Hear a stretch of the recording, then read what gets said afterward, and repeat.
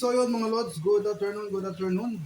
Magluluto nga pala ako ngayon ng ginataang manok. Ginataang manok na native. Ayun. Maraming salamat nga pala sa aking 104 na subscriber sa aking YouTube channel mga lods. Thank you, thank you, thank you. Sana dumami pa tayo. Tumulad yung ating recipe ginataang manok na may kalabasa.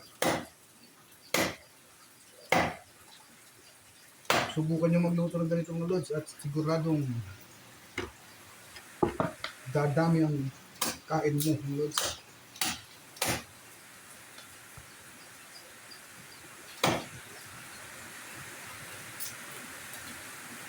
Native na manok mga lods.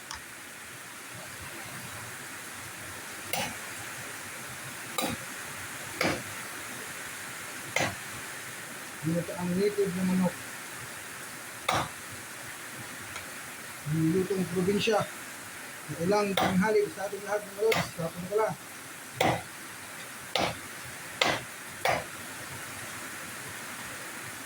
So yun mga lods, update ko na lang kayo mamaya pag yung ating igigisa na. So yun mga lods, hugasan na natin yung ating manok. Tapos ilagay natin sa ating kawali. Ay, may bituka. Sasangkutsa mo natin mga lods para matanggal yung kanyang lansa. Ang hirap mag-video pag nag-iisa mga lods. Sino mag-a-apply ng taga-video? Yan mga lods ha. Sangkutsa muna natin. So yung mga lods, isa lang natin sa ating mahiwagang kalan. Kalan ng Pilipinas.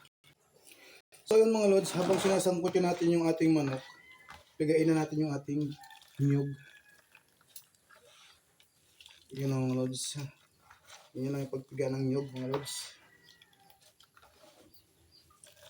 Hindi ko na nga pala napakita yung pagkakayod ng niyog kasi pinakayod ko lang dito sa kayudan.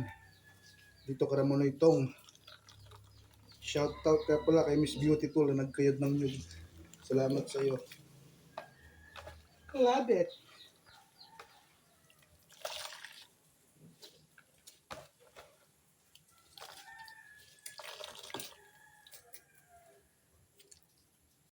So yun mga lods, ilagay na natin yung ating mga lamas o mga ricado, sibuyas, bawang, luya, luyang dilaw. Tapos nandiyan na rin ating sili. Tapos may talbos ng luyang dilaw, turmeric. Halo-halo lang natin mga lods.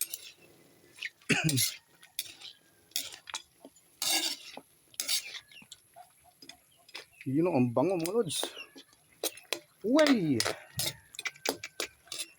Ikaw na lang talaga ang hinihintay.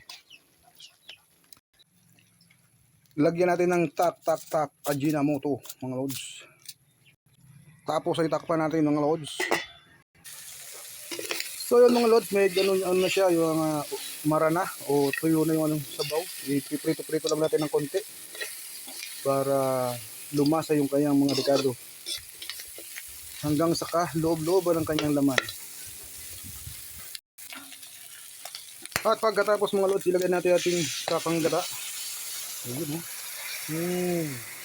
creamy, yummy. At syempre mga lods, hindi na mawala yung ating kalabasa. Ilagay na rin natin siya mga lods para matunaw na. Yan yung magpapalapot sa ating sabaw. Sa sabaw ng ating ginataang manok na native na may kalabasa mga lods. Yun mga lods oh. Ginataang manok, luto na mga lods. Shoutout kay Mang Kepweng, Bicol Oragon, Victor Espinar, Noel Pulgar, Francisco Paras, Pobring Maestra at sa Trio Descripted at kay Manay Jerilyn Escolyar. Luto na yung ating pulutan mga lods. Tara na, Karamanoy Noel Pulgar, kay Caprimo.